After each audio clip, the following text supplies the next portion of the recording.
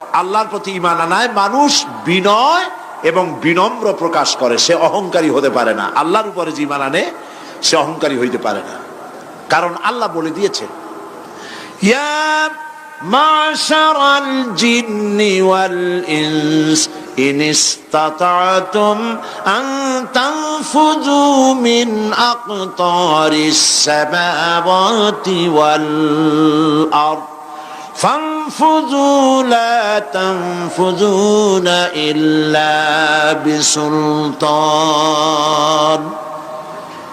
যারা অহংকারী, যারা স্বৈরাচারী, যারা জালিম, আল্লাহ পাক তাদেরকে বলছেন, এ পৃথিবীর মানুষেরা, জেনেরা, যদি সম্ভব করতে পারো, আমার আইন ভালো লাগে না, আমার ইসলাম পছন্দ হয় না, আমার আলেম ভালো লাগে না, আমার কোরআন ভালো লাগে না, অবস্থা যদি এমনটি হয়, বেরিয়ে যাও, বেরিয়ে যাও।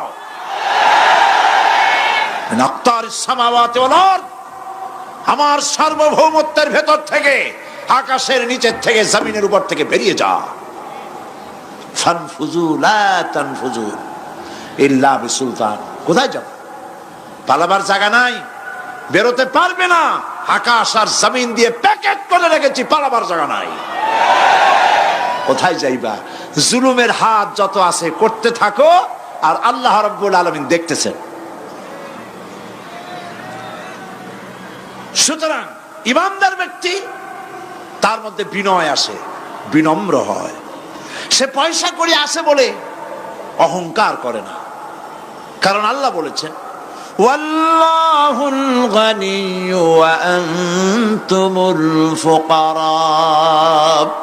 আল্লাহ সাফ বলে দিয়েছেন, আল্লাহই হচ্ছেন কারো মুখাপেক্ষী নন, সম্পদশালী। আল্লাহর কোন সম্পদের অভাব নাই। ওয়া আনতুমুল ফুকারা, দুনিয়ায় তোমরা যা বাস করো সব ফকিরের গোষ্ঠী, কিচ্ছু নাই তোমাদের। তোমাদের জাতি খাইয়া শেষ করে ভালো, আর আমার কাছে যা আছে আমি শুধু দিতে থাকি, আর ভান্ড শুধু ভরাই থাকে, মোটেও খালি হয় না। সুবহানাল্লাহ। কাজী মোমেন বান্দা, সে অর্থ এবং বৃত্তের অহংকার করে না, বিদ্যার অহংকার করে না। অর্থ বৃত্ত কত আছে তোমার, কয় টাকার মালিক? আল্লাহ যদি ইচ্ছে করেন, ব্রেনের ভিতরে যদি টিউমার ঢুকায় দেন, ব্রেনের একটা নার্ভ আর একটা নার্ভের সাথে জড়ায় দেবেন, জায়গা হবে কোথায়? হেমায়তপুর। হেমায়তপুর কোথায়? কাছেই, পাবনা। সুতরাং আল্লাহ পাক ইচ্ছে করলে এটা করে দিতে পারেন, পারেন না? খুব করতে পারেন। হার্টের ভেতরে ক্যান্সার দিয়ে দিতে পারেন। 14 গোষ্ঠী বিক্রি করলো, ডাক্তারের পয়সা হবে না, পারেন না? আল্লাহ পাক পারেন কিনা? পারেন। সেই জন্য যত বড় ধনী হোক, পয়সার মালিক হোক, আল্লাহর উপর ঈমান আনলে পরে যে গুণটা হয়, সে অহংকারী হয় না, বিনয়ী হয়। আল্লাহ রাব্বুল আলামিন কোরআনে কারীমের ভিতরে বলে দিয়েছেন, লিল্লাহি মা ফিস সামাওয়াতি ওয়া মা ফিল আরদ। যারা সামান্য একটু রাজত্ব পাইয়া, ছোট্ট ছোট্ট একটা দেশের প্রেসিডেন্ট, প্রধানমন্ত্রী, কি হনুরে, এরকম একটা ভাব। আর্মি হাতে, বিডিআর হাতে, পুলিশ হাতে, যা খুশি তাই করি না। আল্লাহ পাক বলছেন, লিল্লাহি মা ফিস সামাওয়াতি ওয়া মা ফিল আরদ। আকাশ আর জমিনের একচ্ছত্র মালিকানা কার? চিল্লায় বলুন, আল্লাহ পাকের। সুতরাং তুমি মাতবারি করিয়া কদ্দূর পারবা? বেশি দূর যেতে পারবে না। গ্রামে গোয়াল আছে, গরু রাখে যে জায়গায়, ওই জায়গাটার নাম কি? গোয়াল। গভীর রাত্রে গরুর মালিক শুনতে পাচ্ছে গোয়াল ঘরে খুব শব্দ হচ্ছে। রাখালকে ডেকে বলছে, দেখতো কি, কিসের শব্দ? কয় যে, দেখে এসে জবাব দিচ্ছে যে গোয়ালে যে 60টার শিং মোটা, তার গুতার চোটে ওই গোয়ালের মধ্যে যত গরু আছে কেউ টিকতে পারতেছে না, খালি গুতাইতেছে সমানে। মালিক কয় যে, দীর্ঘদিন থেকে দেখতেছি এটার গুতার চোটে সমস্ত গরুগুলি অস্থির হয়ে যাচ্ছে, যা একটা মোটা দড়ি দিয়া, খাট্ট একটা দড়ি দিয়া খুঁটির সাথে জড়ায় বাঁধতে রাখ গলাটারে। মোটা একটা দড়ি দিয়া গলার সাথে খুঁটির সাথে যদি বাঁধা দেয়, এরপরে খালি ফোঁস করতে পারবে, গুতাইতে আর পারবে না। ঠিক অনুরূপ ভাবে কোন জনপদ থেকে, কোন দেশ থেকে যখন দেশের মানুষেরা, যখন দেশের নিরস্ত্র মানুষেরা, গরিব মানুষেরা যখন আল্লাহর দরবারে গভীর রাত্রে ফরিয়াদ তোলে, আল্লাহ জুলুমে অত্যাচারে জর্জরিত হয়ে গেলাম, মার খেতে খেতে শেষ হয়ে গেলাম, অত্যাচারে অত্যাচারিত হচ্ছি, চিৎকার বাড়তে থাকে, আল্লাহ পাক তখন তার নজর দিয়ে দেখেন। আল্লাহ তো দেখতেই থাকেন সব সময়ের জন্য। আল্লাহ পাক কার কারণে এগুলি হচ্ছে, আল্লাহ পাক টের পান। শিং কারো কারো মোটা হয়েছে, আজরাইলকে পাঠায় দেন, যাও খাটো দড়ি দিয়ে বাঁধে থো। খাটো দড়ি কোনটা বুঝছেন? 3 হাত, 3 হাত কবর কোনটা? খাটো দড়ি দিয়ে বাঁধে থো। সুতরাং কত বড় বড় রাজা বাদশাহ ক্ষমতা এলো, মানুষের উপরে জুলুম করলো, আল্লাহ পাক তার ইন্তেকাম নিয়েছেন। সেই আল্লাহ এখন আর নাই, নাউজুবিল্লাহ। সে আল্লাহ আছেন কিনা? পূর্ণ শক্তিতে বহাল কিনা? হুয়াল হাইয়ুল কাইয়্যুম। এমন অবস্থা নয় যে বাংলাদেশে কি হচ্ছে আর আল্লাহ টের পাচ্ছেন না। কি বলেন? আল্লাহ রাব্বুল আলামিন বলেন, লা তাখুযুহু সিনাতুন ওয়ালা নাওম। ঘুম নাই, তন্দ্রা নাই। কার? ঘুমানো না, তন্দ্রাও জান না। তন্দ্রা কারে কয়? জি, ঝিমটি, ঝিমানি, যাই বলেন আপনারা বুঝে নিয়ে। ওই যে বসে বসে এরকম করে, আল্লাহ ওরকমও করেন না। ঘুমো নাই, তন্দ্রাও নাই। হযরত মুসা আলাইহিস সালাম বলছিলেন যে আল্লাহ তুমি নাকি ঘুমাও না। মুসা আলাইহিস সালাম তো খুব আদরের নবী, আল্লাহ পাকের খুব আদরের নবী, দারুণ আদর। আল্লাহ পাক বলছেন, মুসা আমি তোমারে আমার জন্য বানাইছি। সুবহানাল্লাহ। কোরআন শরীফে আছে, আল্লাহ পাক বলছেন, মুসা আমি তোমারে আমার জন্য বানাইছি। তোমাকে যখন তোমার মা দরিয়ায় ভাসায় দিয়েছিল, আমি তোমার বাক্সর দিকে তাকাইছিলাম। সুবহানাল্লাহ। আল্লাহ যদি বলেন আমি তাকাইছিলাম, সুবহানাল্লাহ। তোমারে আমার জন্য বানাইছি। সুতরাং হযরত মুসা আলাইহিস সালাম তিনি বলছেন আল্লাহ পাককে খুব আদরের নবী, তো আল্লাহ তুমি নাকি ঘুমাও না। আল্লাহ কয় তুমি বিশ্বাস করো না। হযরত মুসা আলাইহিস সালাম বললেন, আল্লাহ অবশ্যই বিশ্বাস করি, তবে বুঝি না বিষয়টা কি, বুঝি না কেমনে না ঘুমাই পারে, বুঝি না। আল্লাহ আচ্ছা ঠিক আছে, তুমি যখন বিশ্বাস করছো তখন আর অসুবিধা নেই, বিশ্বাস না করলে মুসিবত ছিল। পয়গম্বর মানুষ, তাকে তো বলতেই হবে বিশ্বাস করি, তবে বুঝি না। আল্লাহ কয় ঠিক আছে, বিশ্বাস যখন করো আমি বুঝাই দেবো। নিয়ে আসো 1 গ্লাস পানি। 1 গ্লাস পানি নিয়ে আসলেন, দাঁড়ায় থাকো। মুসা আলাইহিস সালামকে আল্লাহ বললেন পানি নিয়ে দাঁড়ায় থাকো, আর ঘুমের আল্লাহ করলেন মুসারে ধর। মুসা আলাইহিস সালামের ঘুম এসে গেল। ঘুমের আমেজে হাতটা শিথিল হয়ে গ্লাসটা পড়ে ভেঙে চুরমার হয়ে গেল। হযরত মুসা আলাইহিস সালাম ভয় পেয়ে গেলেন। আল্লাহ পাক শোনায় দিলেন, ভয়ের কোনো কারণ নাই, একটা পরীক্ষার জন্যই দিলাম, তোমার বোঝার জন্যই দিলাম। তুমি যেমন 1 গ্লাস পানি নিয়ে, একটা গ্লাস নিয়ে 1 মুহূর্ত দাঁড়াতে পারলে না, ঘুম আসলো আর হাত থেকে পড়ে গ্লাসটা ভেঙে গেল। মুসারে তুমি বুঝে নাও, তুমি জেনে রাখো, তাম সৃষ্টি জগৎ তোমার আল্লাহ, আল্লাহ রব্বুল আলামিনের হাতের মুঠার মধ্যে রয়েছে।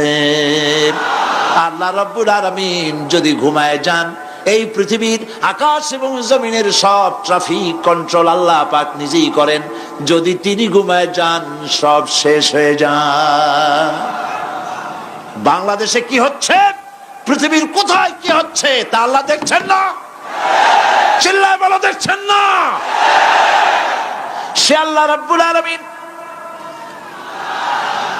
তিনি পরিষ্কার করে বলছেন, যারা নাকি মুমিন বান্দা তারা অহংকারী হয় না, ক্ষমতায় থাকুক ক্ষমতায় না থাকুক, কোন কোন অবস্থাতেই অহংকারী হতে পারে না।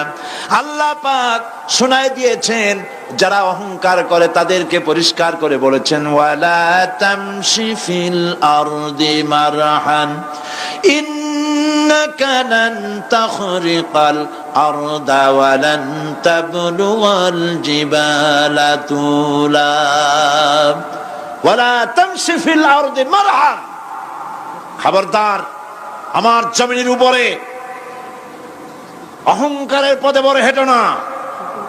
দেখছেন না কত আছে অহংকার করে হাঁটে, জমিনের উপরে জুতা পায়ে দিয়ে মচ মচ করে হাঁটতে থাকে। ওয়ালা তামশি ফিল আরদি মারহা ইন্নাকা লান তাখরিকাল আরদা, তুমি কি তোমার পদাঘাত দিয়ে আমার জমিনটারে ভাটায় দিতে পারবা? বলেন পারবে? যদি শক্তি থাকে দাও লাথি, তোমার ঠ্যাং ভাঙবে, মাটির কিচ্ছু। ওয়ালান তাখরিকাল আরদা মা, তুমি আমার এই জমিনটাকে ধসাই দিতে পারবে না। আর ওয়ালান তাবলুগাল জিবালা তুলা, আর পাহাড়ের উচ্চতা লাফ দিয়ে তুমি ছাড়াই যেতে পারবে না। আমার জমিনও ফাটাইতে পারবে না লাথি দিয়া, লাফ দিয়ে পাহাড়ের উচ্চতাও ছাড়াইতে পারবে না। তো এত লাফাও কেন? মুমিন কম লাফাও, শক্তি কম দেখাও।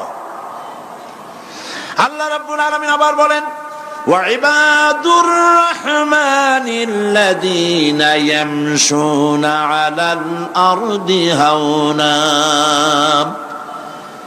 আল্লাহর বান্দা যারা, সত্যিকারের বান্দা যারা, তারা দুনিয়ার বুকে বিনয়ের সাথে হাঁটে, মাথা নিচু করে বিনয়ের সাথে হাঁটে। সুবহানাল্লাহ আলহামদুলিল্লাহ। তুই আল্লাহর প্রতি ঈমানের সব থেকে বড় লাভ হচ্ছে আত্মমর্যাদা সম্পন্ন বানায়।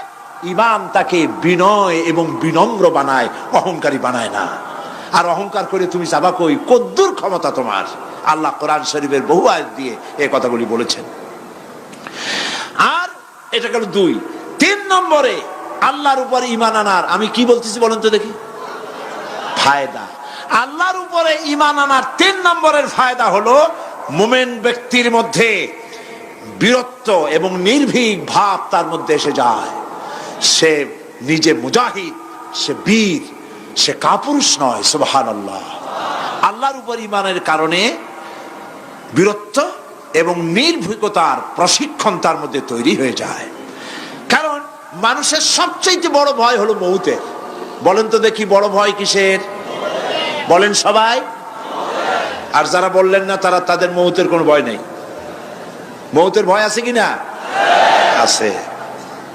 কিন্তু ভয় করে যাবেন কই? ভয় তো সেইটারে করা যায় যেটাকে ভয় করে এড়ানো যায়। এখন মৃত্যুকে ভয় করে আপনি কি এড়াইতে পারবেন? পারবেন? আল্লাহ পাক বলছেন মুমিন নির্ভীক হবে, বীরত্বে পরিপূর্ণ হবে, কাপুরুষ হবে না, মৌতের ভয়তে পালায়ে বেড়াবে না। আল্লাহ পাক বলছেন, কুল ইন্নাল মাউতাল্লাযীনা তাফিররুনা মিনহু ফাইন্নাহু মুলাকীকুম, মরণ থেকে পালাও তুমি, মরণ তোমায় লইবে ঘিরি, যদিও সুদূর আকাশ পানে, লুকাও সেথায় লাগিয়ে সিঁড়ি। এ মহারোগের চিকিৎসক নাই, নাই সে ঔষধ জগতে, খুঁজিয়া কাতর হইলে কি হবে, পারিবে না তারে ফিরাতে। মৃত্যু যখন তোমার এসে যাবে, তোমাকে মৌতের হাত থেকে কেউ রেহাই দিতে পারবে না। মৃত্যু তোমার হবেই। সুতরাং মৌত যখন হবে তখন তাকে ভয় করে তো কোনো লাভ নাই। আর মৃত্যু কোথায় হবে, কখন হবে, আমরা কেউ জানি না। জানেন? ওমা তাদরি নাফসুম বিআইয়ি আরদিন তামুত, কোন মাঠে কোন ময়দানে কখন মৌত হবে কারো জানা নাই। এই গত নভেম্বর মাসের শেষ দিকে আমি লন্ডন সফর করেছিলাম। এক ভাইয়ের কাছে শুনলাম, আমি অবাক হয়ে গেলাম। তিনি পত্রিকায় দেখে আমাকে বলেছেন, এক লোক 8 তলা থেকে 8 তলা বিল্ডিং এর ছাদের উপর পড়ে গেছে। 8 তলা বিল্ডিং এর ছাদের উপর থেকে পড়িয়া তার কিচ্ছু হয়নি, হাত পাও ভাঙে নাই, মরেও নাই, খালি কিছু চামড়া টামড়া ছিঁড়ে গেছে। তাড়াতাড়ি অ্যাম্বুলেন্স আসছে, অ্যাম্বুলেন্সে তাকে নিয়ে গেছে, হসপিটালে নিয়ে যাবে চামড়াগুলো সেলাই করে দেওয়ার জন্য। অ্যাম্বুলেন্সে উঠাইয়া তাড়াতাড়ি অ্যাম্বুলেন্স আসছে, দরজা যেভাবে লাগাইছে দরজাটা ভালোভাবে লাগে নাই। দেখেন নাই মাইক্রোবাসে বা অ্যাম্বুলেন্সে অনেক সময় দরজা এরকম মারার পরে অনেক সময় লাগে না, যার জন্য ড্রাইভার বলে যে দরজাটা ভালো করে লাগায় নেন, ঠিক না? দরজাটা ভালো করে লাগে নাই। সামনে চলতে গিয়ে এই গাড়িটার ব্রেক কষতে হয়েছে ড্রাইভারের কোনো কারণে।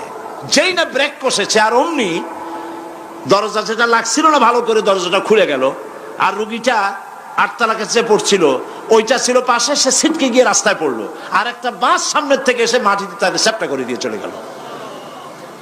শুনিয়া আমার মুখ থেকে বেরিয়ে গেল আল্লাহু আকবার। বলেন আল্লাহু আকবার। কি আল্লাহ পাকের কি প্রচন্ড ক্ষমতা, কি ইচ্ছা তার। মৃত্যুর জন্য সময়ও লাগবে, জায়গাও লাগবে, দুটো জিনিস এক হতে হবে। আল্লাহর যাকে যে মৃত্যু দিবেন, মৃত্যুর জন্য সময় এবং জায়গা দুটোর কম্বিনেশন হতে হবে। আটতলা থেকে পড়বে ঠিক, কিন্তু মরবে না। আজরাইল অপেক্ষা করতেছে রাস্তায়, বাস আসবে যখন। আটতলা থেকে পড়লো, অবিশ্বাস্য ভাবে লোকটা বেঁচে গেল, আর হসপিটালে তার যাওয়া হলো না। গাড়ির দরজা খুললো, রাস্তা দিয়ে পড়লো, আজরাইল দ্রুত তার কাম সেরে চলে গেল। সুতরাং মুমিন ব্যক্তি আল্লাহর উপর ঈমান আনার কারণে দুর্জয় মনোবল সৃষ্টি হয়।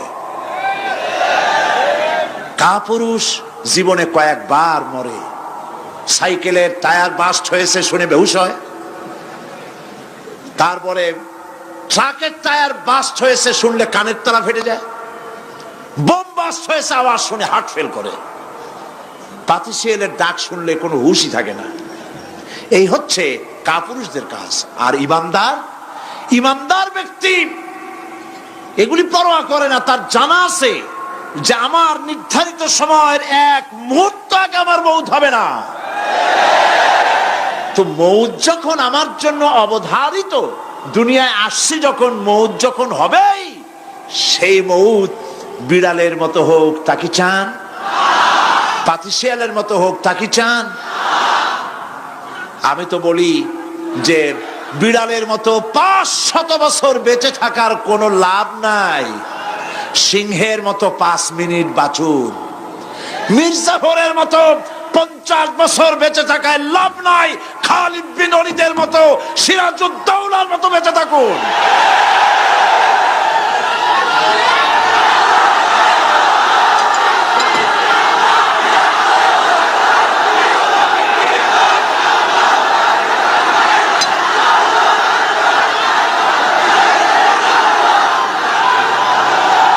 বসেন, আপনারা যদি দাঁড়ায় যান তাহলে আমি করব কি?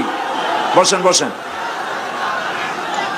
সেই জন্য এই ক্ষণস্থায়ী জীবনকে কেন সেই অনন্ত সুখময় জীবনের জন্য উৎসর্গ করে দেব না, যা আল্লাহর কাছে পাওয়া যাবে কিয়ামতের দিন। দেখেন, মৃত্যু হওয়া উচিত মুসলমানদের, শাহাদাতের মৌত হওয়া উচিত। কি মৌত হওয়া উচিত? আল্লাহকে আজকে প্রাণ খুলে বলি, আল্লাহ জীবন তো নিবাই, সুতরাং জীবন যখন নিবা, মৌতটা শাহাদাতের মৌত তুমি আমাদের দান করে দিও। কাপুরুষের মতো মরতে চাই না, শাহাদাতের মৌত চাই। সুবহানাল্লাহ বলেন, আমিন বলেন। মুমিন ব্যক্তি তার বড় ফায়দা, সে সাহসী হয়। সুবহানাল্লাহ বলেন। দেখেন বুখারী শরীফের হাদিস, যুদ্ধের জন্যে, বদরের যুদ্ধ, হুজুর সাল্লাল্লাহু আলাইহি ওয়াসাল্লাম সৈন্যদেরকে রিক্রুট করছেন, কিন্তু কথা বলতে গিয়ে রাসূল করিম সাল্লাল্লাহু আলাইহি ওয়াসাল্লাম দাওয়াত দিচ্ছেন, কিন্তু মনে মনে চিন্তাও করছেন যে সামান্য কিছু লোক, অস্ত্রপাতি কম, এই জিহাদের অবস্থাটা তারা কিভাবে নেবে। একজন যুবক সাহাবী দাঁড়ায় গেলেন, তার নাম মিকদাদ রাদিয়াল্লাহু তাআলা আনহু। যুবক, এই পৃথিবীতে যুবকদের ইসলামের সবচাইতে অবদান কাদের? চিল্লায় বলো। যুবকদের অবদান সবচাইতে বেশি। হযরত মিকদাদ রাদিয়াল্লাহু তাআলা আনহু তিনি দাঁড়ায় গেলেন, তিনি বললেন, ইমদি বিনা ইয়া রাসূলুল্লাহ হাইসুমা তাশা। হাদিস, হে রাসূল, আপনি আমাদেরকে নিয়ে চলুন, কত সৈন্যতারা আসতেছে, কত অস্ত্র নিয়ে আসতেছে, এটা আমাদের ভাববার বিষয় নয়। আপনি আমাদের নিয়ে চলুন, হাইসুমা তেশা আয় হাইসুমা আমারাকাল্লাহ, আল্লাহ আপনাকে যেদিকে আমাদের নিয়ে যাইতে কয় আপনি সেই দিকে আমাদের নিয়ে চলুন। ইন্না লা নাকুলু লাকা কামা ক্বালা বনু ইসরাঈল লিমূসা আলাইহিস সালাম ইযহাব আনতা ওয়া রাব্বুকা ফাকাতিলা ইন্না হাহুনা কায়িদুন। অর্থাৎ হে রাসূল, আমরা বনি ইসরাইলের মতো বলবো না। শোনেন, আমরা বনি ইসরাইলের মতো বলবো না যে মুসা তুমি এবং তোমার আল্লাহ এই দুইজনে গিয়ে ফেরাউনের বিরুদ্ধে যুদ্ধ করো, আমরা যাবো না, আমরা বসে থাকবো। এই কথা আমরা বলবো না। আমরা মুসা আলাইহিস সালামের উম্মত নই, আমরা মুহাম্মদ সাল্লাল্লাহু আলাইহি সাল্লামের উম্মত। বরং আমরা বলবো বাল ইযহাব আনতা ওয়া রাব্বুকা ফাকাতিলা ইন্না মাআকুমা মুকাতিলুন। বরং আমরা বলবো আপনি চলুন, আমরা আপনার সাথে আল্লাহর হুকুম মাফিক লড়বো, জিহাদ করব। ততক্ষণ পর্যন্ত মা দামাত আইনুম মিন্না তাতাররাফ, যতক্ষণ পর্যন্ত আমাদের চোখের পাতা নড়তে থাকে ততক্ষণ আপনার সাথে থেকে কাফেরের বিরুদ্ধে লড়াই করে যাব। জীবনের পরোয়া তারা করেন নাই, জীবনের পরোয়া করেননি। হুজুর সাল্লাল্লাহু আলাইহি ওয়াসাল্লাম দারুণ ভাবে খুশি হয়ে গেলেন। হুজুর হেজিটেট ফিল করছিলেন যে এই সামান্য কিছু লোক, অস্ত্র নাই, পাতি নাই, এতগুলি লোকের বিরুদ্ধে যুদ্ধ করতে যাবে। যুবকের মুখে এই কথা শুনে হুজুর দারুণ খুশি হলেন। আল্লাহর নবী বললেন কুমু বিনা ইলা জান্নাতিন জান্নাতুন আরদুহা কারদিস সামাওয়াতি ওয়াল আরদ। ও সাহাবীরা, তোমাদের মনোভাব যখন এই, তোমাদের মানসিকতা যখন এই, চলো আমার সাথে বেহেশতের দিকে, সেই জান্নাতের দিকে যেই জান্নাত আল্লাহর আকাশ আর জমিনের চাইতে অনেক প্রশস্ত। চলো আমার সাথে বেহেশতে, সুবহানাল্লাহ, চলো আমার সাথে জান্নাতে। ফাকামা উমাইর বিন হামাম ওয়া কানা ইয়াকুলু তামার। হযরত উমাইর নামক একজন যুবক দাঁড়ায় গেলেন এবং তিনি হাতে কতগুলি খরমা ছিল, সেই খরমাগুলি তিনি চিবোচ্ছিলেন। রাসূলুল্লাহর বক্তৃতা শুনতেছিলেন আর খরমা চাবাচ্ছিলেন। খরমা চাবান, বিচিগুলি ফেলে দেন, এভাবে করতেছেন, হাতে কতগুলো খরমা। হযরতে উমাইর বলছেন ওয়াকালা বাখ বাখ, অর্থাৎ আয় আযমাহু আয় আহসানাহু, হে রাসূল আপনি কি সুন্দর কথা বললেন। আপনার সাথে লড়াই করতে যাব কাফেরদের বিরুদ্ধে, সেই লড়াই করলে এমন বেহেশত পাবো যে বেহেশত হবে আকাশ আর জমিনের চাইতেও প্রশস্ত। তাহলে ওয়াল্লাহি হাত্তা আকুলাহুন্না ইন্নাহা লাহায়াতুন তাবিলা, তাহলে আমার হাতে যে খরমাগুলি আছে এই সমস্ত খরমাগুলি খেতে গেলে কিন্তু অনেক সময় লেগে যাবে। এত সময় বেহেশতে যাওয়ার জন্য আমি তো তর সহ্য করতে পারবো না। ফারামাবিহিন্না, হাতের সব খরমা ফালাই দিলেন, যুদ্ধে ঝাঁপায় পড়লেন। অনেকক্ষণ কাফেরদের বিরুদ্ধে লড়াই করে হযরত উমাইর শাহাদাত বরণ করলেন। রাসূলুল্লাহ তার লাশের কাছে গিয়ে আঙ্গুল দিয়ে ইশারা করে বললেন ইন্নাকা মিন আহলিহা। উমাইর, তুমি যেই বেহেশতে যাওয়ার জন্য খরমাগুলি খাওয়ার সময় পাচ্ছিলে না, তাড়াতাড়ি করে খরমাগুলি হাত দিয়ে ফেলে দিয়েছিলে, আমি আল্লাহর রাসূল, আমি সাক্ষী দিচ্ছি অবশ্যই আল্লাহর সেই জান্নাত তোমার জন্য অবধারিত। মুমিন ব্যক্তি সে কখনো মৃত্যুর ভয়ে উদ্দেশ্য হাসিল থেকে চুপ করে বসে থাকে না। সে ভয় করে কেবলমাত্র কাকে? সে মৃত্যুর ভয়, মৃত্যু হবেই এবং আমার জন্যে বিশ্বাস রাখতে হবে। আমার জন্যে যদি কোনো বুলেট এর উপরে আমার নাম লেখা থাকে, পৃথিবীর সমস্ত মানুষ আমাকে পাহারা দিয়ে সেই বুলেট থেকে আমাকে রক্ষা করতে পারবে না।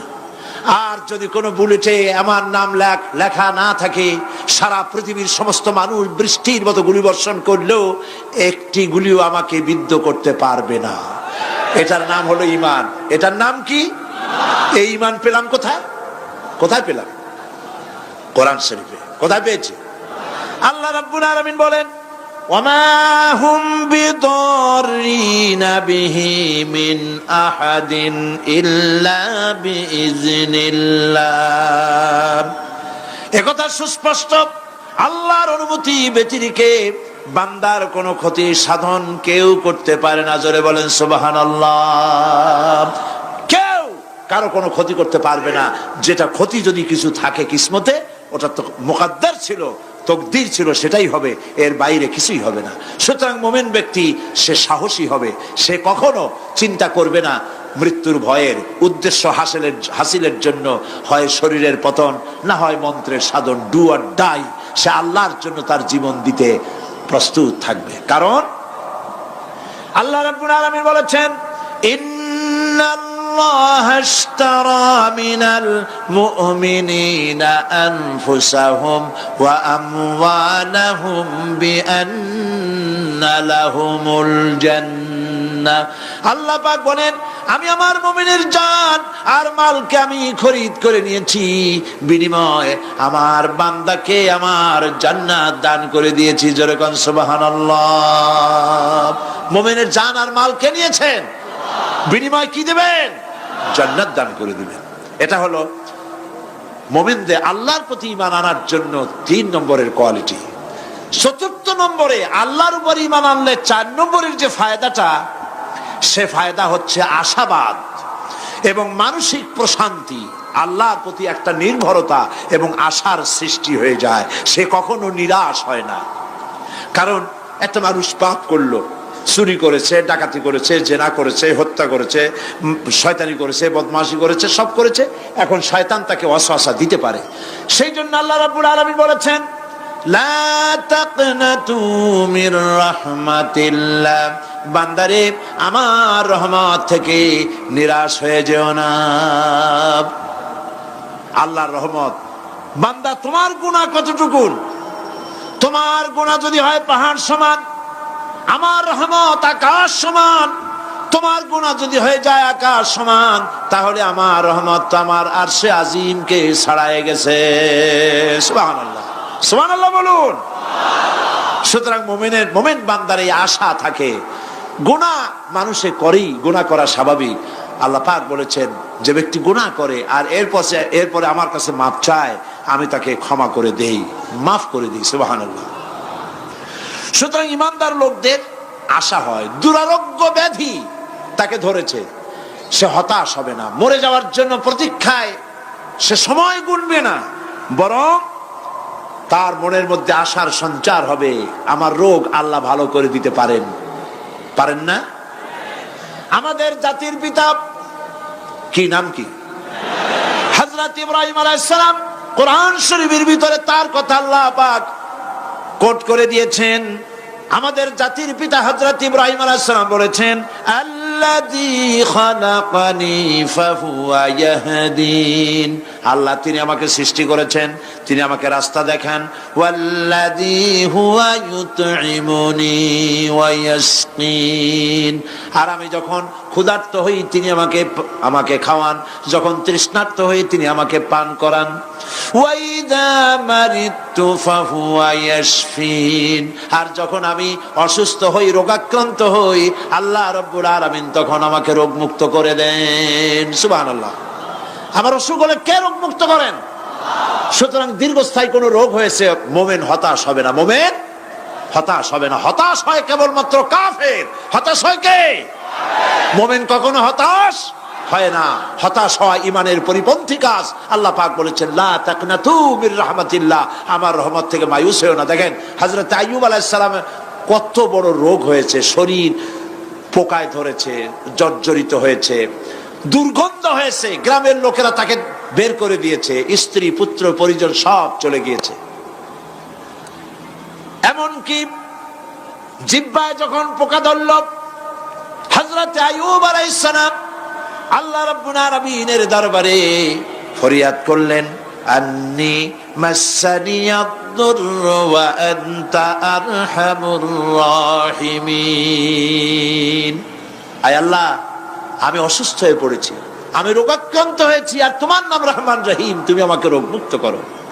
হযরত আইয়ুব আলাইহিস সালাম আল্লাহর দরবারে ফরিয়াদ করলেন, রব্বুল আলামিন সারা শরীরে পোকায় জর্জরিত হয়ে গেছে, এখন আমার জিহ্বায় পোকা ধরেছে, মাবুদ গো আমি তোমার কাছে ফরিয়াদ করি আমার জিহ্বায় পোকা দিও না, কারণ জিহ্বাটাও যদি নষ্ট হয়ে যায় তাহলে তোমার মতো আল্লাহর জিকির আমি কি দিয়া করব। হযরত আইয়ুব আলাইহিস সালাম আল্লাহ পাকের কাছে যখন এ ধরনের ফরিয়াদ জানালেন, রব্বুল আলামিন তাকে তার রোগ মুক্ত করে দিলেন, তার স্ত্রী পুত্র সব আল্লাহ রব্বুল আলামিন ফিরাইয়া দিলেন। সুবহানাল্লাহ। সুতরাং মুমিন ব্যক্তি, কোরআন শরীফে সব আছে, কোরআনের মতো শ্রেষ্ঠ ওয়াজের কিতাব পৃথিবীতে আর শুধু বোঝার দরকার। বিপদে যত বড় বিপদ আসুক, কোন বিপদে মুমিন ধৈর্য হারাবে না। হযরত ইয়াকুব আলাইহিস সালামের ছেলে ইউসুফ আলাইহিস সালামকে যখন তিনি হারায় ফেললেন, তিনি অধৈর্য হয়ে গেছিলেন নাকি? অধৈর্য হন নাই। কারণ আমি আমার বক্তৃতার সূচনায় বলেছি, আমরা কল্যাণ বুঝি না, অকল্যাণও বুঝি না।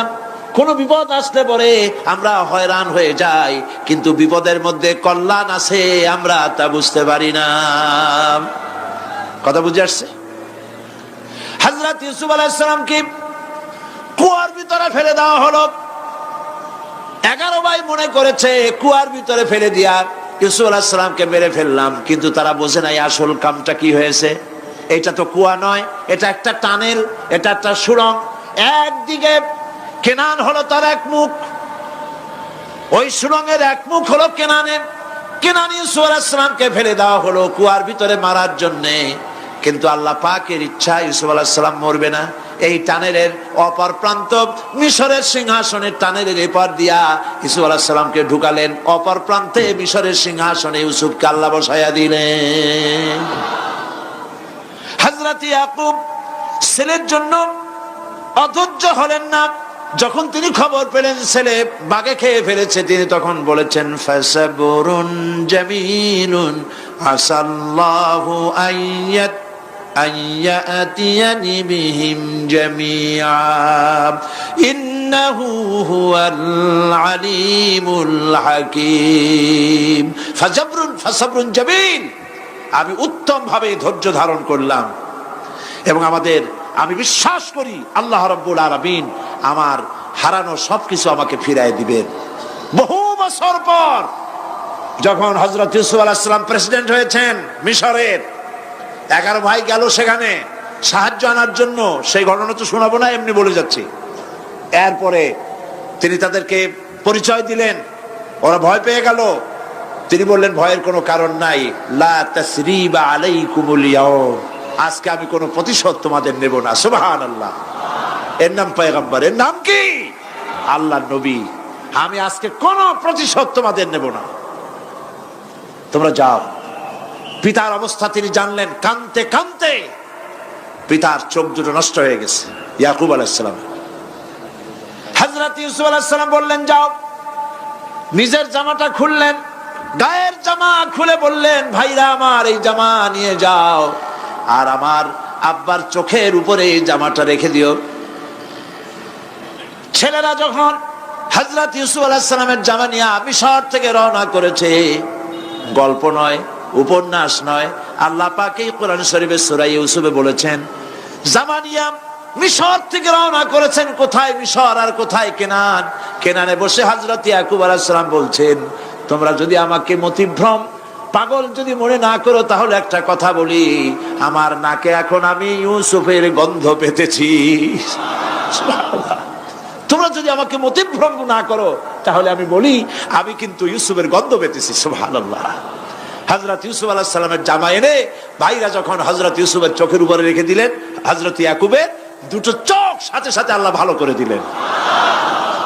ফাসাবরুন জামিল, ধৈর্য ধরো। ইমানদার ব্যক্তি আশার উপরে তার জীবন বাঁচে, কারণ যত বড় বিপদ আসুক না কেন, আশ্রয় পাওয়ার একটা জায়গা আছে, তার নাম হলো আল্লাহ। নাম কি? বলেন আল্লাহ। সবাই বলেন আল্লাহ, আল্লাহ, আল্লাহ, আল্লাহ। হযরত ইউনূস আলাইহিস সালাম মাছ তাকে গিলে ফেলে দিল। মাছ তাকে গিলে মাটির অতল তলদেশে চলে গেছে। এত বড় বিপদ পৃথিবীর কোন মানুষের হতে পারে নাকি বলেন? কি বলেন? মাছের পেটের ভিতরে জানালা নাই, দরজা নাই, বেরোবার কোনো পথ নাই। মাছ গেছে পানির অতল তলদেশ। আল্লাহ পাক কোরআন শরীফের ভিতরে মানুষকে শোনান। আল্লাহ ওয়াজ করছেন, সুবহানাল্লাহ বলেন।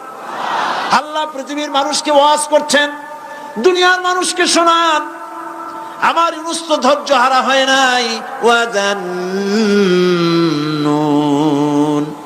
ইয যাহাবা মুগাদিবান ফাযান্না আন লান নাকদিরা আলাইহি فنادى في الظلمات أن لا إله إلا أنت سبحانك إني كنت من الظالمين فنادى في الظلمات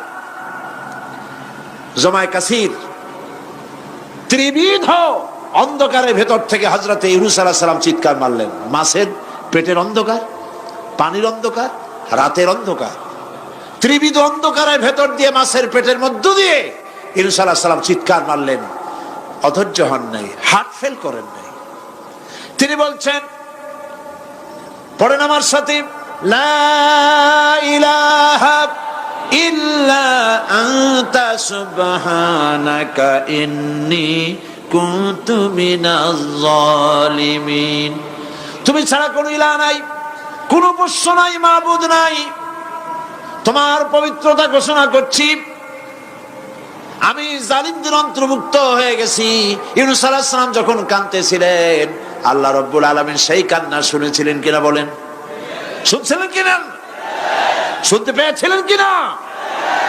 পানির ভিতরে কেউ শোনে নাই, মাছের পেটের ভিতরে ইউনূস আলাইহিস সালাম কিভাবে চিৎকার করছেন, মাছের পেটের ভিতরের আওয়াজ পানির ভিতরে কেউ শোনে নাই, জমিনের কেউ শোনে নাই, অন্তরিক্ষে কেউ শোনে নাই, সাত আকাশের ভিতরে কেউ শোনে নাই, কিন্তু আরশে আজিমের মালিক আল্লাহ রব্বুল আলামিন শুনতে পেয়েছেন। সঙ্গে সঙ্গে রব্বুল আলামিন জবাব দিলেন, ফাস্তাজাবনা লাহু ওয়া নাজ্জাইনাহু মিনাল গাম্মি ওয়া কাযালিকা নুনজিল মুমিনিন। পড়েন, ফাস্তাজাবনা লাহু ওয়া নাজ্জাইনাহু মিনাল গাম্মি ওয়া কাযালিকা নুনজিল মুমিনিন। আমি ইউনূসের ডাকের জবাব দিলাম। কে বলতেছেন? বড় করে বলেন, কে বলছেন?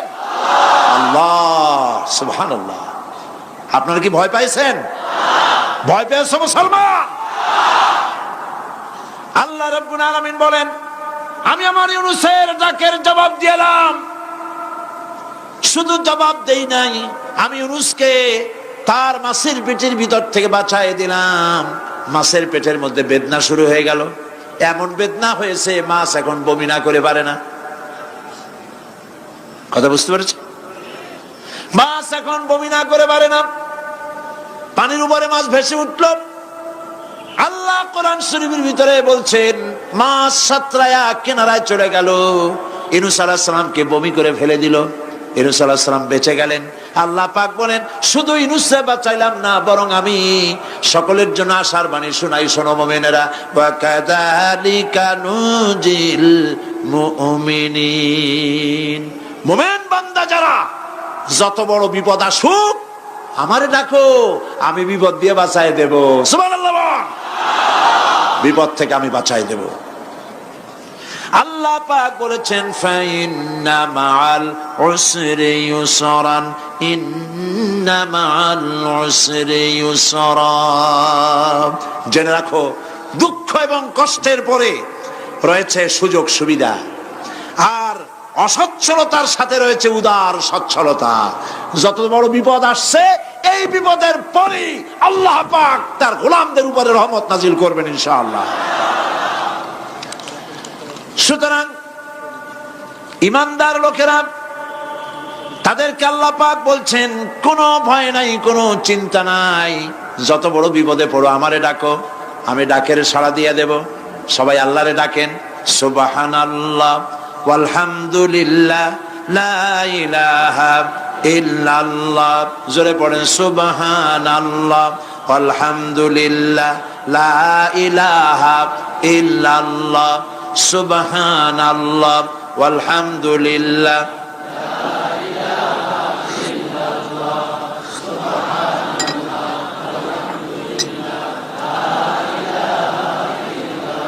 লা ইলাহা ইল্লাল্লাহু মুহাম্মাদুর রাসূলুল্লাহ। আল্লাহর উপর ঈমান আনলে যত ফায়দা হয় এত ফায়দা দুনিয়ায় কোথাও নাই। সুবহানাল্লাহ। আল্লাহর উপর ঈমান আনার ৫ম নম্বরের ফায়দা কয়টা বলছি? 5টা বলছি। আপনাদের অসুবিধা হচ্ছে নাকি? তাড়াতাড়ি শেষ করতেছি। 6টা বলবো, 6টা বলবো। এ হলো ৫ম নম্বর। তারপর আমরা দোয়া করব। দোয়ার দরকার আছে কিনা এই সময়?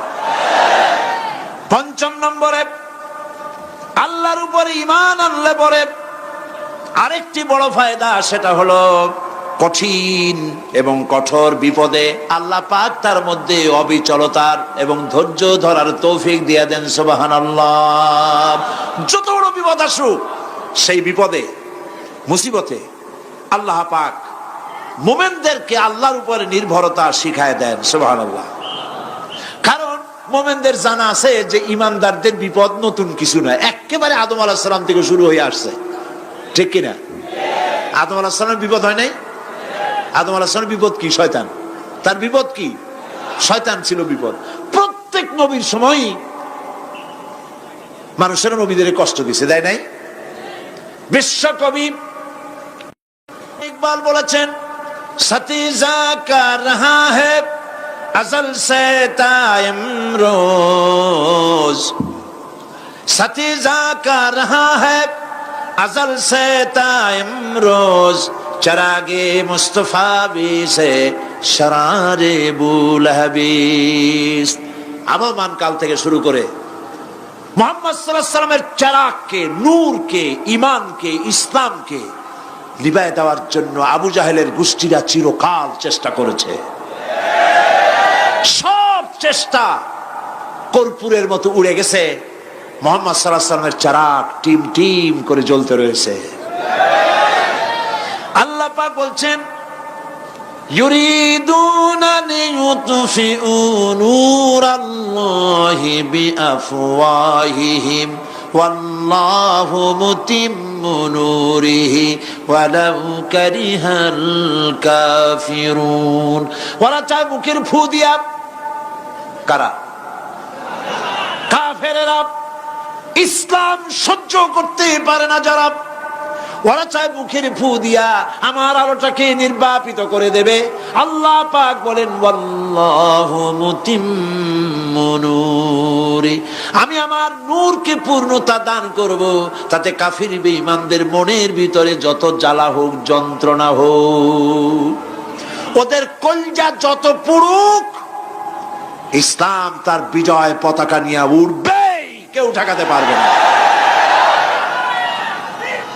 আল্লাহ রাব্বুল আলামিন, আল্লাহ পাক বলছেন, ওয়াকাযালিকা জাআলনা লিকুল্লি নাবিয়্যিন আদুওয়াম মিনাল মুজরিমিন।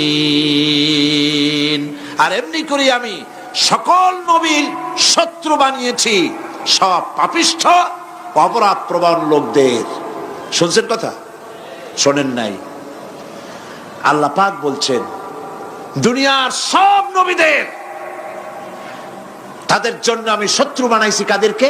যারা সব থেকে বেশি পাপিষ্ঠ, অপরাধ প্রবণ।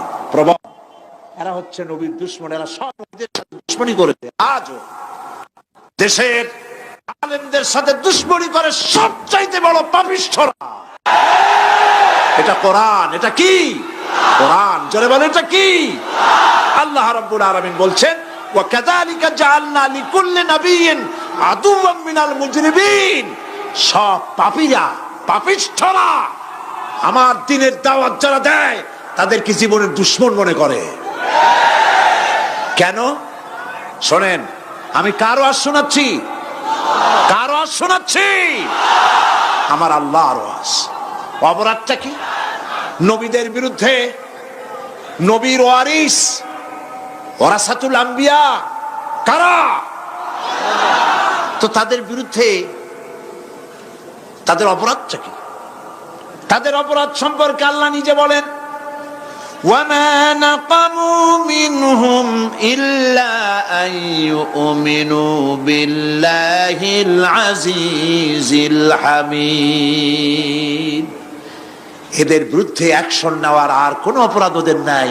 ওদের একমাত্র অপরাধ, ওরা আল্লাহর জমিনে আল্লাহর আইন প্রতিষ্ঠা করতে চায়। এটাই হচ্ছে অপরাধ। এই অপরাধে নবীদের শাস্তি হয়েছে, নবীরা মার খেয়েছেন, সাহাবায়ে কেরাম মার খেয়েছেন। আমরা তো সাহাবায়ে কেরামের জুতার ধুলার সমানও নই, সুতরাং এগুলি আমাদের পাওনা। এই রক্তের বিনিময়, জীবনের বিনিময় আল্লাহ পাক তার দ্বীনকে প্রতিষ্ঠা করবেন ইনশাআল্লাহ। হযরতে খাব্বাব, বুখারী শুনুন, বুখারীর হাদিস। আমি কোনো কথা বানিয়ে বলি না, আমি লেখাপড়া করি, পড়াশোনা করি, চোখে দেখি, তারপরে কথা বলার চেষ্টা করি। বাজে গপ্প কিস্সা কাহিনী বলার অভ্যাস আমার কোনো কালে ছিল না, নাই। রাসূল করিম সাল্লাল্লাহু আলাইহি ওয়াসাল্লামের মতো মানুষ, ওনার মতো মানুষ, আহারে, তার চাইতে শ্রেষ্ঠ মানুষ কি পৃথিবীতে আছে? তিনি মার খাইছেন না খান নাই? আহা, কিভাবে তাকে মারলো! গলায় চাদর দিয়ে পেঁচাইয়া আছাড় মেরে ফেলে দিয়ে তারপরে তাকে প্রহার করা হয়েছে। আবু জাহেল মেরেছে, বেহুশ হয়ে গেছেন হুজুর। হযরতে হামজা তখনও কাফের ছিলেন। শিকার থেকে ফিরে এসে মুহাম্মদ সাল্লাল্লাহু আলাইহি ওয়াসাল্লামের অবস্থা দেখে পায়ের রক্ত মাথায় উঠে গেছে। আপন ভাইয়ের ছেলে, আর এমন ছেলে। চলে গেলেন আবু জাহেলের বাড়ি, বললেন, আবু জাহেল, তুই নাকি মুহাম্মদ সাল্লাল্লাহু আলাইহি ওয়াসাল্লাম মারছিস? কেন মারলি? তিনি তো ভালো কথাই বলেন, সব সময় বলেন সত্য কথা বলো, মানুষের উপকার করো, এতিমকে আশ্রয় দাও। এত সুন্দর সুন্দর ভালো ভালো কথা বলেন, তার মতো ভালো মানুষ তো দুনিয়ায় দেখি নেই। মারলি কেন? তুই কি মনে করছিস যে আব্দুল্লাহ মারা গেছে বলে এতিম হয়ে গেছে মুহাম্মদ সাল্লাল্লাহু আলাইহি ওয়াসাল্লাম? তোর মনে রাখা উচিত, আব্দুল্লাহ মারা গেছে, হামজা মরে নাই। হযরত হামজা ধনুক বাইর করলেন, এক বাড়ি মারলেন মাথার উপরে, মাথা ফাটা রক্ত বেরিয়ে গেল। হামজা হন হন করে হেঁটে এলেন রাসূলের কাছে। হুজুরের অসুস্থ দেহ মোবারক কোলে উঠায় নিয়ে বললেন, বাবা, তার মস্তক মোবারক কোলে উঠায় নিয়ে বললেন, আমি আবু জাহেলের মাথা ফাটিয়ে রক্ত বের করে দিয়ে এসেছি, তুমি একটু খুশি হও। হুজুর বললেন, চাচা, কার মাথা ফাটাইছেন, কার রক্ত বের করেছেন, এই কথা বলে তো আমাকে আপনি খুশি করতে পারবেন না। তিনি বললেন, বাবা, তুমি কি হলে খুশি হও? তিনি বললেন, আমি খুশি হই চাচা, তোমার মুখে যদি একটা বার আমি ঈমানের কলেমা শুনতে পাই। হযরতে হামজা বললেন, মুহাম্মদ সাল্লাল্লাহু আলাইহি ওয়াসাল্লাম, আমার বুঝতে মোটেও কষ্ট হয়নি, তুমি কোনো সাধারণ মানুষ নও। সাধারণ মানুষের প্রতিশোধে তুমি বিশ্বাসী হতে, খুশি হতে, প্রতিশোধে বিশ্বাসী হওনি। তুমি অবশ্যই আল্লাহর নবী। আমি আল্লাহকে সাক্ষী রেখে, আমি তোমাকে সাক্ষী রেখে ঈমানের কালেমা ঘোষণা করছি, লা ইলাহা ইল্লাল্লাহু মুহাম্মাদুর রাসূলুল্লাহ। ভাইরা আমার, আল্লাহর দ্বীন প্রতিষ্ঠার জন্য আমার নবীদেরকে কষ্ট করতে হয়েছে, সাহাবায়ে কেরামদেরকে কষ্ট করতে হয়েছে, আল্লাহর ওলিদেরকে। ইমাম আবু হানিফা রাহমাতুল্লাহ আলাইহিকে 8 বছর জেলের মধ্যে রাখা হয়েছিল। ইমাম আহমদ বিন হাম্বলকে চাবুক মেরে মেরে গায়ের গোশত আর চামড়া তুলে ফেলে দেওয়া হয়েছিল। তারপরেও তারা বাতিলের সামনে মাথা নত করে নাই। এর নাম হচ্ছে ইসলাম। এর নাম কি? বুখারীর হাদিস, হযরতে খাব্বাব বিন আরিত রাদিয়াল্লাহু তাআলা আনহু। বুখারীতে হাদিসটা এভাবে এসেছে, ওয়ান খাব্বাব বিন আরিত রাদিয়াল্লাহু তাআলা আনহু আন্নাহু قال قال شكونا الى رسول الله صلى الله عليه وسلم وهو متوسد بردة له في ظل الكعبة। তিনি বললেন, আমরা রাসূলের কাছে গেলাম, যাই দেখি রাসূল করিম সাল্লাল্লাহু আলাইহি ওয়াসাল্লাম কাবা শরীফের ছায়ায় আরাম ফরমাচ্ছেন। আমরা কাছে গিয়ে বললাম, আলা তাস্তানসিরু লানা আলা তাদউ লানা ইয়া রাসূলুল্লাহ, হে রাসূল আপনি কি আমাদের জন্য দোয়া করবেন না? আমরা তো মার খেতে খেতে শেষ হয়ে গেলাম, আমাদের খাব্বাবকে, খুবাইবকে, আম্মারকে, সুমাইয়াকে মেরে শেষ করে দিল। ওরা আমাদেরকে না খাওয়ায় রাখে, সারা রাত খেতে দেয় না, ঘুমাতে দেয় না। তারা আমাদের বেলালকে মেরে মেরে রক্তাক্ত করে উত্তপ্ত মরুভূমির উপরে চিৎ করে শোয়ায়, বুকের উপরে পাথর চাপা দিয়ে রেখেছে। ওরা সাহাবাই কিরামদেরকে মারতেছে, না খাওয়ায় রাখতেছে। হুজুর আপনি কি আল্লাহর কাছে দোয়া করবেন না? এখনো কি দোয়ার সময় আসে নাই?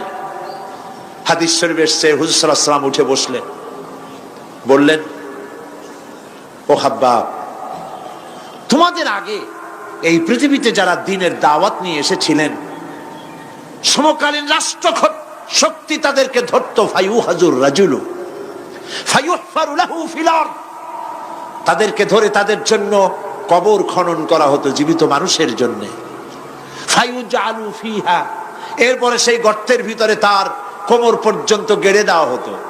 সুম্মা ইউতা বিল মানশার, এরপরে করাত আনা হতো। ফায়ুদাউ আলা রাসিহি, এরপরে সেই করাত তার মাথার উপরে রাখা হতো। ফায়ুজআলু নিসফাইন, করাত দিয়া ঘষে ঘষে চিরে চিরে জীবিত মানুষকে দ্বিখণ্ডিত করে ফেলে দেওয়া হতো। মা ইয়াসুদ্দুহু যালিকা আন দীনিহি, এত কষ্ট দেওয়ার পরেও আল্লাহর গোলামদেরকে এক চুল জায়গা দিন থেকে সরায় দেওয়া যায় নাই। ওয়াল্লাহি ওয়াল্লাহি, ও খাব্বাব আমি আল্লাহর নামে কসম করি, লাইউতাম্মান্নাল্লাহু হাদাল আমরা হাত্তা ইয়াসিরু রাকিবু মিন সানআ ইলা হাদরামাউত, আমি আমার আল্লাহর নামে কসম করি। কে কসম করছেন? সুবহানাল্লাহ বলবেন না? রাসূলুল্লাহ কসম করছেন, আমি কসম করি আল্লাহর, সেদিন বেশি দূরে নয় যেদিন ইয়েমেনের রাজধানী সানা থেকে শুরু করে হাজরামাউত পর্যন্ত হাজার হাজার মাইল সওদাগরেরা তাদের পণ্য নিয়ে, মহিলারা তাদের সৌন্দর্যের পসরা নিয়ে একাকিনী অথবা দলবদ্ধভাবে যাতায়াত করবে মরুভূমির উপর দিয়ে। লা ইয়াখাফু ইল্লাল্লাহ, আল্লাহ ছাড়া তাদের অন্তঃকরণে কোনো ভয় থাকবে না। ওয়ালাকিন্নাকুম তাস্তাজিলুন, তোমরা বড্ড তাড়াহুড়ো করছো, অপেক্ষা করো, সেরকম সময় আসবে। রাসূল করিম সাল্লাল্লাহু আলাইহি সাল্লাম সেরকমের সময় দিতে পেরেছিলেন নাকি পারেন নাই? পেরেছিলেন কিনা? সেজন্য রক্ত দিতে হয়েছে, সেজন্য মার খেতে হয়েছে, সেজন্য জেলে যেতে হয়েছে। রাসূল করিম সাল্লাল্লাহু আলাইহি সাল্লামকে, জেল তো নতুন কিছু নয়। ইউসুফ আলাইহিস সালাম জেলে থাকেন নাই? জেলে থাকেন নাই? থেকেছে। রাসূল করিম সাল্লাল্লাহু আলাইহি সাল্লাম জেলে ছিলেন না?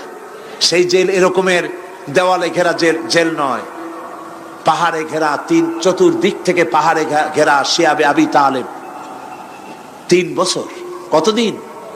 টানা 3 বছর রাসূল, তার সাহাবী, তাদের স্ত্রীরা, বাচ্চা বাচ্চা ছেলেপেলেরা 3 বছরের মধ্যে সরকার ঘোষণা করেছে এদের সঙ্গে কথা বলবে না, বাজার ঘাটে যেতে পারবে না, কেনা বেচা করতে পারবে না, সামাজিক বয়কট, সামাজিক ভাবে বয়কট করে রেখেছে। সাথে যা ছিল খাবারগুলি শেষ হয়ে গেছে। তারপরে উট ছিল, ভেড়া ছিল, খাইয়ে শেষ হয়ে গেছে। এরপরে যখন কিছু নাই, উটের চামড়া ভিজাইয়া ভিজাইয়া, শুকনা চামড়া ভিজায় খেয়েছে। যুবকেরা ক্ষুধার যন্ত্রণায় বাবলা গাছের পাতাগুলি চাবায়ে খাইতে গিয়া কাটা ফুটে জিহ্বা থেকে রক্ত পড়েছে। বাচ্চা ছেলেপেলেগুলি মায়ের বুকে দুধ পায় নাই, না পায়া বাচ্চারা চিৎকার করে উঠেছে। এই চিৎকার, ক্ষুধার জ্বালার এই চিৎকারের আওয়াজ শুনে কাফেরেরা চতুর্দিকে অট্ট হাসিতে ফেটে পড়েছে। সুতরাং জেল জুলুম মুসলমানদের জন্য, আলেমদের জন্য, পীর বুজুর্গদের জন্য নতুন কিছু নয়।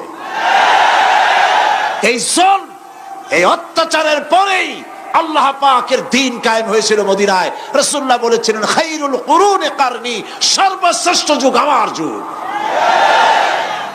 বন্ধুগণ, আল্লাহর উপর ঈমান আনলে মানুষের ভিতরে এ ধরনের অবিচলতা আসে, বিপদে ধৈর্য ধরার হিম্মত পয়দা হয়ে যায়। সুবহানাল্লাহ বলো। মুসা আলাইহিস সালাম কে? মুসা আলাইহিস সালাম কোরআন ওয়াজ করতেছে, সুবহানাল্লাহ বলে। গল্প করতেছি না কোরআন শোনাচ্ছি? গল্প করতেছি না হাদিস শোনাচ্ছি? আল্লাহ রাব্বুল আলামিন বলেন, ফিরআউন মূসা আলাইহিস সালামকে চতুর্দিক থেকে, তিন দিক থেকে ঘেরাও করেছে। একদিকে দরিয়া, তিন দিকে ফিরআউনের সৈন্যরা। কোরআন শরীফে ঘটনা এভাবে তুলতেছে, ফালাম্মা তারাআল জামআন ক্বালা আসহাবু মূসা ইন্না লামুদরাকুন। মূসা আলাইহিস সালামের সাথীরা বলছেন, হে মূসা, আমরা তো পাকড়াও হয়ে গেছি, পালাবার কোনো পথ নাই, মরছি। মূসা আলাইহিস সালাম ভয় পাইছিলেন নাকি? ঈমান কারে বলে? হযরতে মূসা আলাইহিস সালাম বললেন, কাল্লা ইন্না মা'য়া রাব্বী সায়াহদিন। নিশ্চয় নয়, অবশ্যই নয়, রব্বী সায়াহদিন, আমার প্রভু অবশ্যই, সিন দিয়ে বোঝানো হচ্ছে অবশ্যই আমার রব আমার জন্য রাস্তা করে দেবেন। এর নাম ঈমান। সুবহানাল্লাহ বলেন। এর নাম ঈমান। চতুর্দিক থেকে বিপদ ঘনীভূত, বেরোবার কোনো রাস্তা নাই। ওর মধ্য দিয়ে ওমাইয়াত্তাকিল্লাহা ইয়াজআল লাহু মাখরাজা, কোন রাস্তা নাই, চতুর্দিকে অন্ধকার। এরপরে যদি বান্দা আমার উপরে ভয় করে, আমাকে ভালোবাসে, আমাকে ভয় করে, সবর ইখতিয়ার করে, অন্ধকারের ভেতর থেকে নিশ্ছিদ্র অন্ধকারের ভেতর দিয়ে আলোর রশ্মি বের করে মুমিনদের যাওয়ার জন্য রাস্তা করে দেব। মূসা আলাইহিস সালাম বললেন, ভয় পাইও না, আল্লাহ আমাদের পথ তৈরি করে দিবেন।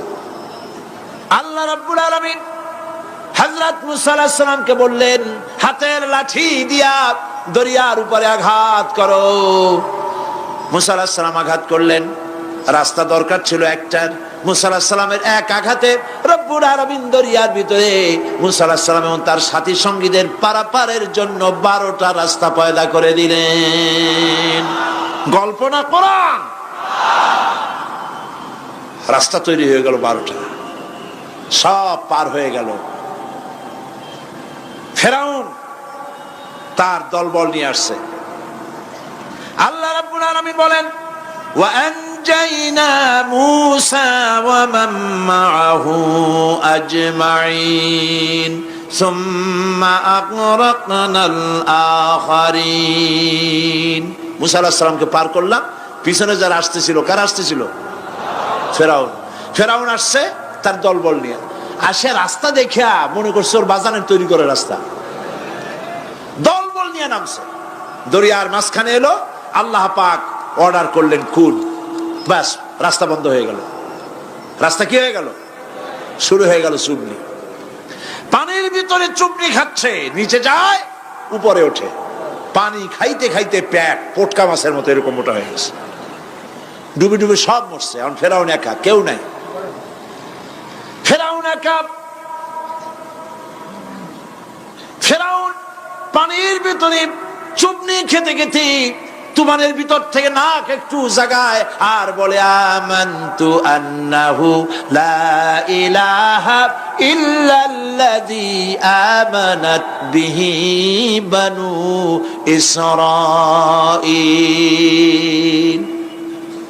ও আল্লাহ, তুমি ছাড়া কোনো ইলাহ নাই, আমি ঈমান আনলাম ওই আল্লাহর উপরে। বনি ইসরাঈল ঈমান আনছে যার উপরে। কাজী বনি ইসরাঈলদের পার করে দিয়েছো, আমারও পার করো আল্লাহ, তুমি রক্ষা করো। আমি তো মুসলমান। ওয়া আনা মিনাল মুসলিমিন, আমি তো মুসলমান, কলেমা পড়লাম, তারপরও চুবাও কেন? আল্লাহ রাব্বুল আলামিন বলেন, আল আন, এখন وقد عصيت قبل وكنت من المفسدين। এখন ঈমান আনতেছ, আর এর পূর্বে আমার দিন যারা জমিনে প্রতিষ্ঠিত করতে চেয়েছে তাদেরকে জেল দিয়েছো, জুলুম করেছো, অত্যাচার করেছো। আজ তোমাকে ছাড়বো না। তোমাকে শুধু মারবই না, আলিয়াউমা নুনাজ্জিকা বিবাদানিক, আলিয়াউমা নুনাজ্জিকা বিবাদানিক, আমি তোরে শুধু মারবই না, কে বলতেছেন? জোরে বলেন, কে বলতেছেন? আমি তোরে শুধু মারবই না, আল ইয়াউমা নুনাজ্জিকা বিবাদানিক, আমি তোর শরীরটারে বাঁচায় দেব। তোর শরীর পানিতে পচবে না, পোকায় খাবে না, মাটিতে পচাবে না, তোরে আমি শুটকি বানায় রাখবো। কিয়ামত পর্যন্ত দুনিয়ায় যত ফেরাউন আর ফেরাউনের বাচ্চারা আসে, তোরে দেখে যেন তারা ইতিহাস স্মরণ করে। আল্লাহ রাব্বুল আলামিন কোরআনে কারীমের মধ্যে পরিষ্কার করে মানুষদেরকে বুঝায় দিয়েছেন, আল্লাহর উপর ঈমান আনলে পরে তার হিম্মত বেড়ে যায়, মনের বল বেড়ে যায়। সুবহানাল্লাহ। হযরত রাসূল করিম সাল্লাল্লাহু আলাইহি ওয়াসাল্লাম কাফের বেঈমানেরা চতুর্দিক থেকে বাড়ি ঘেরাও করে রেখেছে, পালাবার কোনো পথ নাই। ঘুমেছিলেন তিনি, জিবরাইল এসে বলেন, ইয়া রাসূলুল্লাহ, ঘুমের থেকে জাগুন, আল্লাহ আপনাকে সালাম বলেছেন আর আপনাকে হিজরত করার জন্য মদিনায় আল্লাহর অর্ডার করেছেন।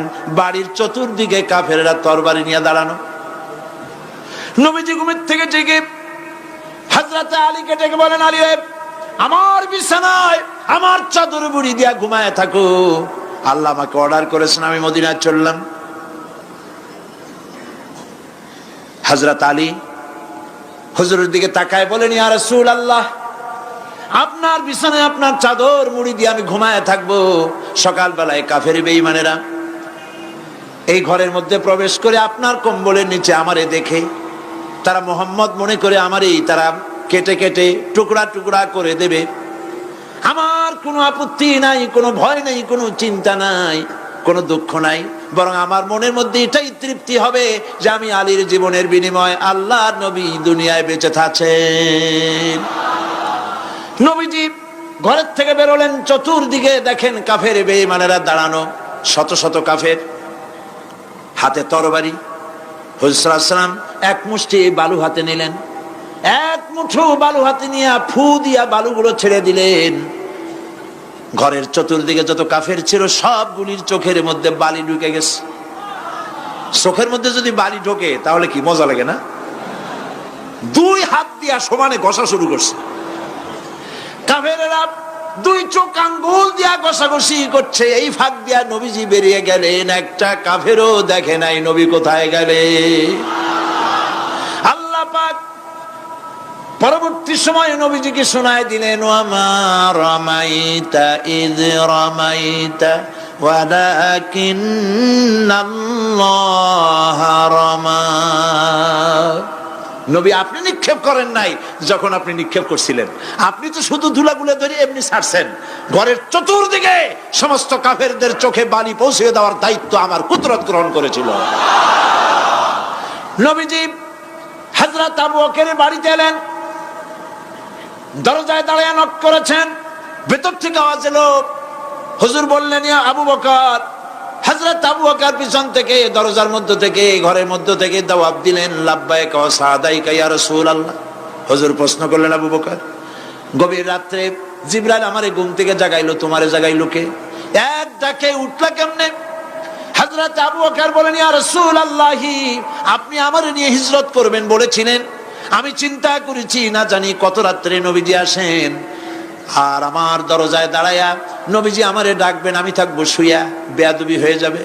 এই জন্য বিছানায় না ঘুমায়া আপনার পবিত্র জবানের ডাক শোনার জন্য এত রাত ধরে এই দরজার সঙ্গে দাঁড়ায়া দাঁড়ায়া ঘুমাইতেছিলাম। নবীজি হযরত আবু বকর রাদিয়াল্লাহু তাআলা আনহুকে সঙ্গে করে নিয়া মদিনার পথ পরিহার করে মেসফালার মধ্য দিয়ে, যারা হজে গেছেন দেখে আসছেন, মেসফালা জাবালে কেদোয়া, মেসফালার উপর দিয়া জাবালে কেদোয়ার উপর দিয়া আরো একটা পাহাড় পাড়ি দিয়া জাবালে সুরে চলে গেলেন। সন্ধ্যা হয়ে গেল, ফজর হয়ে কি বলে ফজরে রক্ত হয়ে গেল। হযরত আবু বকর বলেন, ইয়া রাসূলুল্লাহ, পালাবার উপায় নাই, ধরা পড়ে যাব, তাড়াতাড়ি চলেন, গুহার মধ্যে ঢুকি। তবে পাহাড়ে গুহা, সাপ থাকতে পারে, বিচ্ছু থাকতে পারে, আমি আগে ঢুকি, কোনো বিপদ হয় আমার উপরে হয়ে যাক, আল্লাহর নবী সুস্থ থাকুক। হযরত আবু বকর কি মহব্বত, নিজের জীবনের চাইতে রাসূলের মহব্বত বেশি, সুবহানাল্লাহ। এই জন্য নবীজি বলেছেন, ও আমার সাহাবীরা, तमाम পৃথিবীর সমস্ত মুমিনের ঈমান যদি এক পাল্লায় রাখা হয়, আর একা আবু বকর ইমানটা যদি আর এক পাল্লায় রাখা হয়, তোমরা দেখতে পাবে তাম পৃথিবীর মুমিনের ইমানের তুলনায় এক আবু বকরের ইমানের পাল্লাটা ভারী হয়ে গেছে। হযরত আবু বকর গুহা সাফ করে হুজুরকে ডাকলেন। হুজুর ভিতরে ঢুকলেন, বলেন আবু বকর, সারা রাতের একটা বিরাট অংশ হাঁটছি, পাহাড় বেয়েছি, কষ্ট হয়েছে, তুমি একটু বসো, তোমার উরুর উপরে মাথা রেখে আমি একটু ঘুমায় যাই। হুজুর ঘুমায় গেলেন। হযরত আবু বকর লক্ষ্য করলেন গুহার গায়ে অনেকগুলি ছিদ্র, এই ছিদ্র দিয়ে বড় বড় সাপ বেরোতে পারে, বিচ্ছু বেরোতে পারে। পাহাড়ে কি বেরোয় ভয় পেলেন তিনি জামা ছিঁড়ে ছিঁড়ে, চাদর ছিঁড়ে ছিঁড়ে গর্তগুলি বন্ধ করতে লাগলেন। কয়েকটা গর্ত বন্ধ করা গেল না, কাপড় শেষ। এবার তিনি নিজের পা দিয়া গর্ত বন্ধ করে বসে আছেন। বিষধর এক সাপ বহু চেষ্টা করেছে বেরোবার, কোন পথ না পেয়ে ছিদ্র পথে বেরিয়ে এসে হযরত আবু বকরের পায়ের উপরে দংশন করেছে। হযরত আবু বকর বিষের যন্ত্রণায় চোখ দিয়ে পানি পড়ছে। চোখের পানি দেখে রাসূলুল্লাহ ঘুম ভেঙে গেল। ঘুম ভেঙে হুজুর দেখেন হযরত আবু বকরের চোখে পানি। হযরত রাসূল জিজ্ঞেস করেন, আবু বকর কাঁদো কেন? বাড়ির কথা মনে পড়লো নাকি? বউ বাচ্চার কথা মনে পড়লো নাকি? কাঁদো কেন? হযরত আবু বকর বলেন, ইয়া রাসূলুল্লাহ, যেই দিন কালেমা পড়ে ঈমান এনেছি, সেদিন থেকে আমার জীবন, আমার স্ত্রী পুত্র পরিজনের চাইতে, আমার জীবনের চাইতে আপনাকে বেশি ভালোবাসি। হুজুর বলেন, কাঁদো কেন?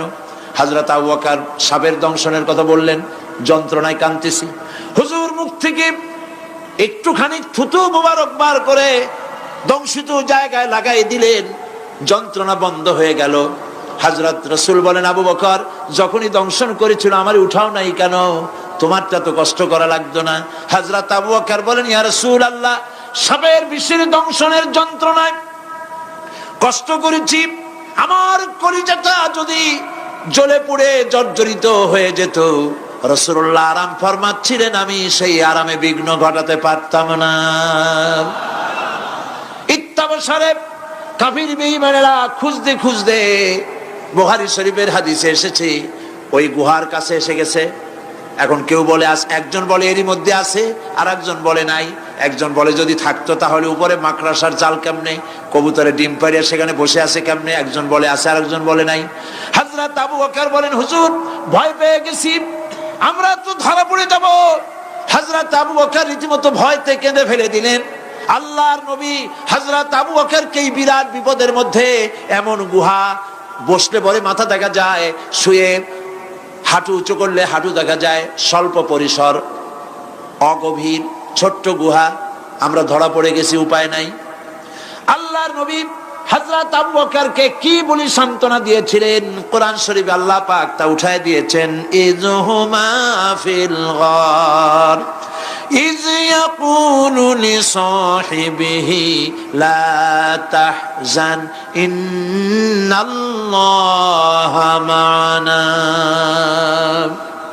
ও আমার সাথী, ভয় পেও না, আমরা মাইনরিটি নই, আমরাই মেজরিটি, কারণ আল্লাহ রাব্বুল আলামিন আমাদের সাথে আছেন। রব্বানা তাকাব্বাল মিন্না ইন্নাকা আনতাস সামিউল আলিম ওয়া তুব আলাইনা ইন্নাকা আনতাত তাওয়াবুর রহিম। সুবহান রাব্বিকা রাব্বিল ইজ্জাতি আম্মা ইয়াসিফুন ওয়া সালামুন আলাল মুরসালিন ওয়ালহামদুলিল্লাহি রাব্বিল আলামিন। ওয়াজআল আখিরা কালিমাতিনা ইনদাল মাউত লা ইলাহা ইল্লাল্লাহু মুহাম্মাদুর রাসূলুল্লাহ। আসসালামু আলাইকুম ওয়া রাহমাতুল্লাহ।